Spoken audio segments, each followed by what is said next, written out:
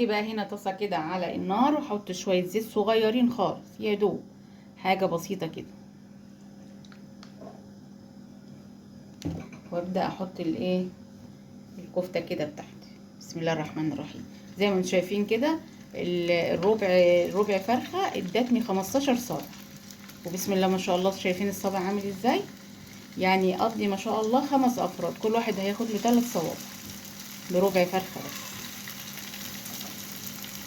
هحطها كده على النار، مش هقلبها الا اما احس ان هي استوت كده.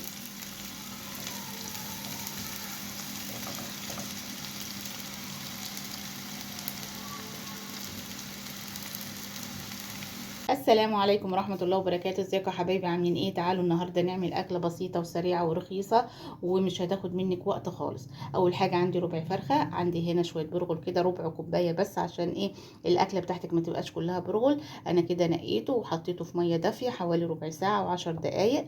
عندي هنا بصلاية وقرن فلفل احمر وقرن فلفل اخضر. طبعا لازم يكون عندك كبة عشان تضربي الحاجات دي في الكبة. هضرب الفلفل كده والبصل، وبعدين ارجع اضرب الفراخ مع البرغل، ونرجع نشوف الاكله بتاعتنا شكلها ايه.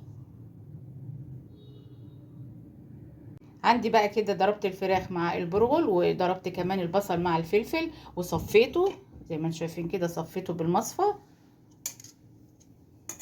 لان البصل بيبقى فيه ميه، فانا مش عايزه الكفته بتاعتي تبقى فيها ميه.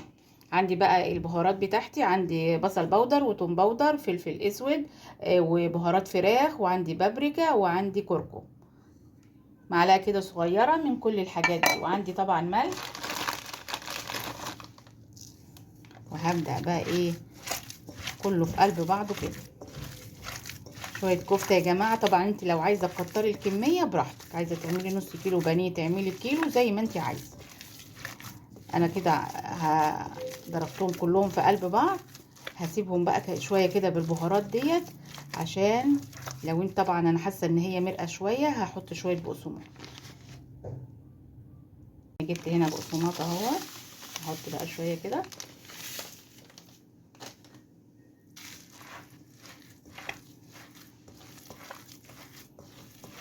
حاسه ان هي بقت حلوه ازاي، بقت مسكت نفسها شويه. هسيبها بقى في البهارات كده تاكل وتدي مع بعض 10 دقايق، ونرجع نصفحها مع بعض. تعالوا بقى نصبع مع بعض. شوف بسم الله ما شاء الله الكفتايه ماسكه نفسها ازاي. طبعا لو عايزه تحطي خضره براحتك، يعني دي حاجه براحتك برضو.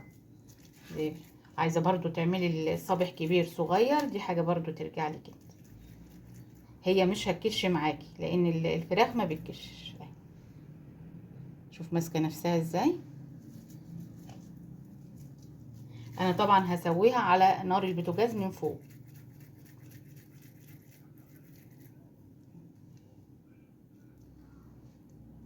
اهي يا جماعه.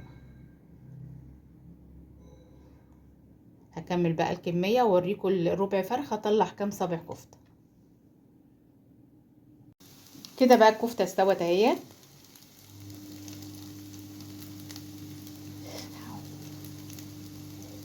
هطفي عليها بقى وبألف هنا. اذا عجبكم بقى الفيديو اعملوا لايك واشتركوا في القناه، والسلام عليكم ورحمه الله وبركاته.